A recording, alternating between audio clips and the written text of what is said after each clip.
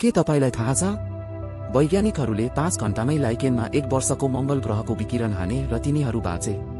के यसको मतलब जीवन मंगल ग्रहमा हुन सक्छ? कल्पना गर्नुहोस् त एउटा यस्तो जीव जो पृथ्वीको सबैभन्दा कठिन वातावरणमा पनि फस्टाउन सक्छ। लाइकेन त्यस्तै हो। चट्टान र रुखहरूमा टाँसिएर बस्ने यो जीवले चरम तापक्रम र विकिरण सहन सक्छ। वैज्ञानिकहरूले गरेको यो परीक्षणले मंगल ग्रहमा जीवनको सम्भावनालाई थप बलियो बनाएको छ। अब प्रश्न उठ्छ, कसरी? लाइकेनमा रहेको विशेष क्षमताले गर्दा यो सम्भव भएको हो। यसले विकिरणलाई सोसेर आफूलाई बचाउँछ।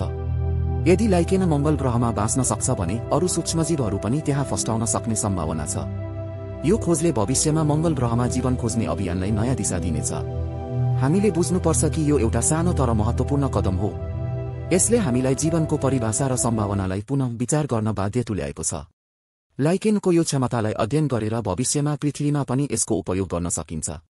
आउनुहोस् विज्ञान र प्रविधिको यो अद्भुत खोजलाई सँगै मनाऊ।